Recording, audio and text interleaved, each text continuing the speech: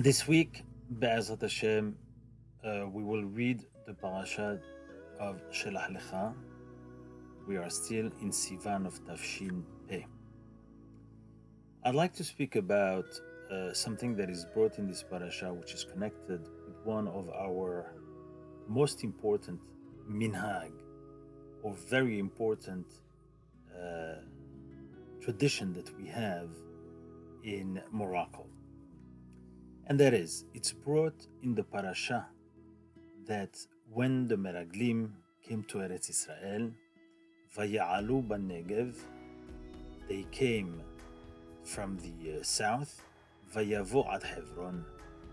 And right away Rashi brings the Gemara, which is in Masechet Sota, Daf Lamed Dalet Amud Bet, and the Gemara asks, Vayavo, it should have said Vayavo, not in singular but in plural.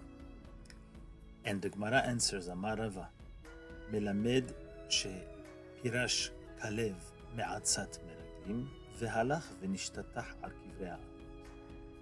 Kalev, he took off from being with the Meraglim and he went on his own to do a pilgrimage at Me'arat HaMachpelah.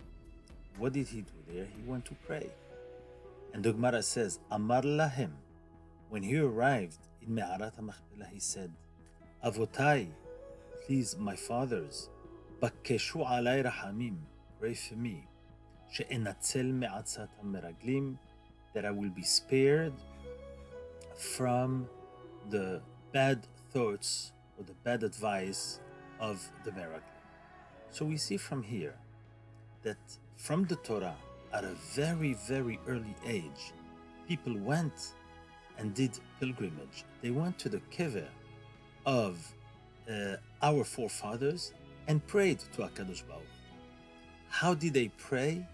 They prayed by asking the deceased Tsadikim to intervene to HaKadosh Baruch Hu. It's like the Zohar HaKadosh says, when we go and pray by this Tzadikim, by the Tzadik, he goes and he pleads for us. He is close to HaKadosh Baruch Hu, and he goes and he prays for us. We have so many proofs from the Gemara as well. The Gemara Masechet Ta'anit brings over there in the Chav Gimel, Rav Mani, he had people from Benesi'ah, from the house of the president, who were mitza'arim oto. They were giving him tza'ar. They were paining him. And he had pain and he was distressed about it. He went to the kever of his father, who is Rabbi Yonah. And he went to the kever, and the Gemara says, and he prayed to his father by saying, Abba, Abba, hani metza'areli. Please, Father, these people are giving me a lot of tza'ar, a lot of pain. Do something. And right away after that, it was taken care of. So we see that the deceased people take our tefillot when we are sincerely praying there, and they go and plead our case to HaKadosh Baruch. There's another Gemara in Baba Metzia where it says in Daf Pehe Amud Bet, it says that Rav Haviva saw one of the Rabbanan, meaning one of the rabbis, it doesn't say his name, that he saw him, that his eyes were normal during the day. However, they were very red at night, like they had fire. And he told him, why are your eyes like this? So he told him, I'll tell you.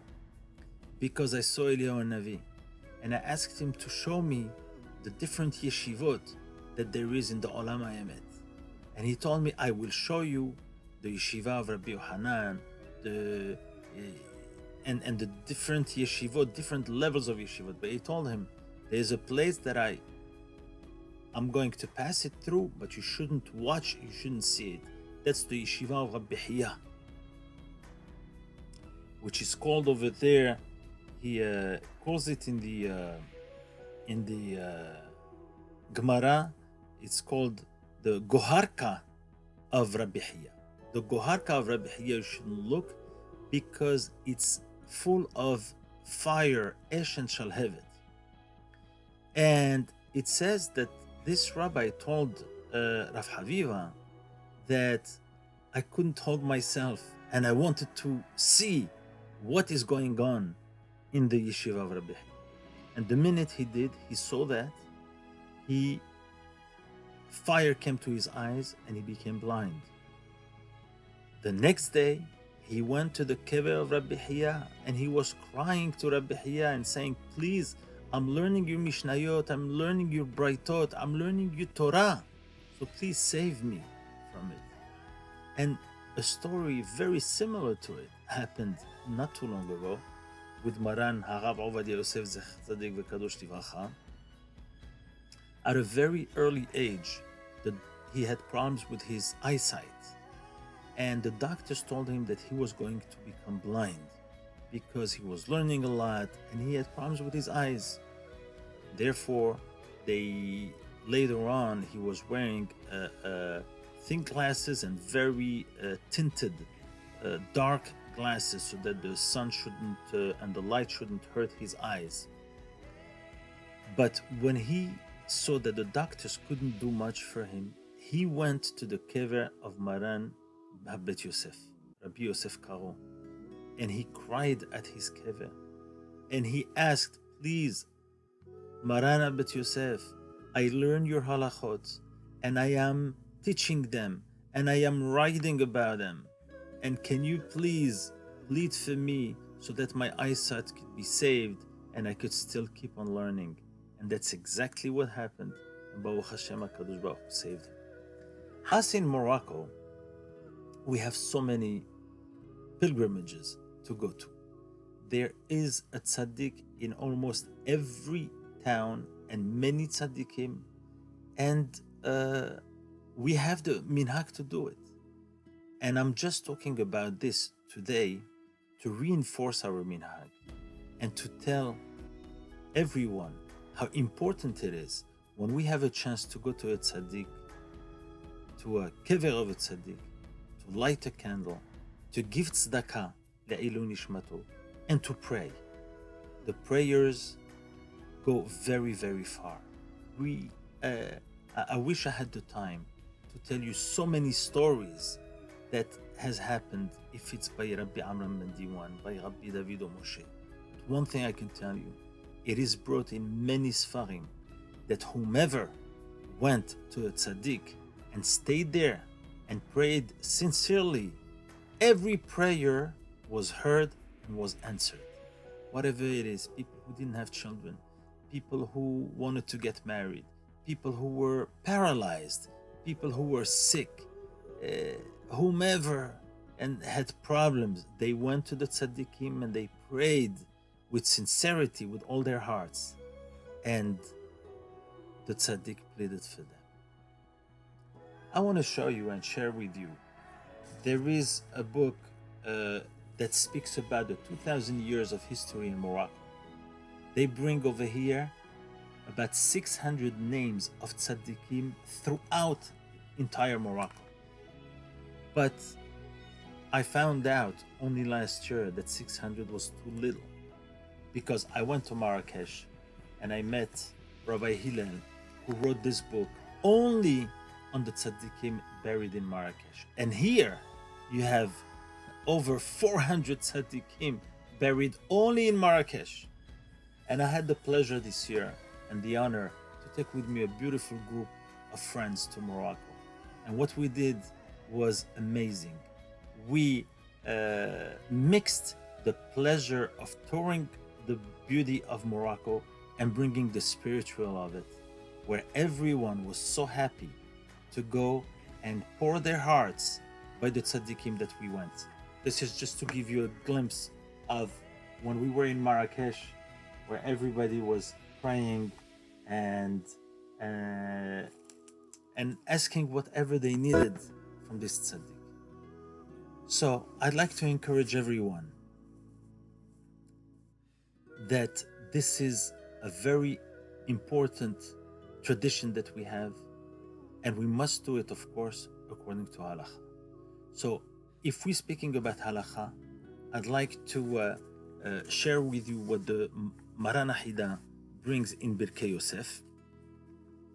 And he says over there that usually a person cannot leave Eretz Israel unless he leaves for three things. either for learning Torah in Chutz La'aretz, or either for Parnasa, or for getting married. But he brings over there that if someone wants to go and go pray in a kever of a tzaddik in Chutz La'aretz, he is allowed to leave Eretz Israel and come back, because that's a great mitzvah. This being said, it is a privilege, and it is something great to do, to go to the Tsadikim and pray. But at the same time, we have to make sure that the tzniut and these places remain and retain their kedusha, because these places are very holy.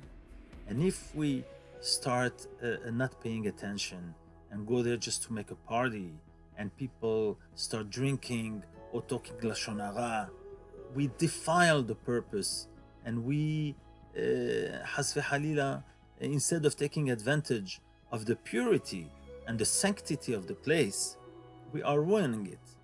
So, if someone has the zechut to go to some of these tzadikim, with the group that I took, we only went to Marrakesh, and then to outside of Marrakesh, Rabbi Shlomo Balhans, and then on our way to Casablanca to Rabbi Abraham Unes, and of course we went to Rabbi Haim Pinto in Essaouira. But there are so many tzaddikim everywhere, and if you go to Fez, and if you continue, you can see tzaddikim everywhere. Every single town, every single village had tzaddikim buried in Morocco. We have a 2,000-year-old heritage that we must cherish.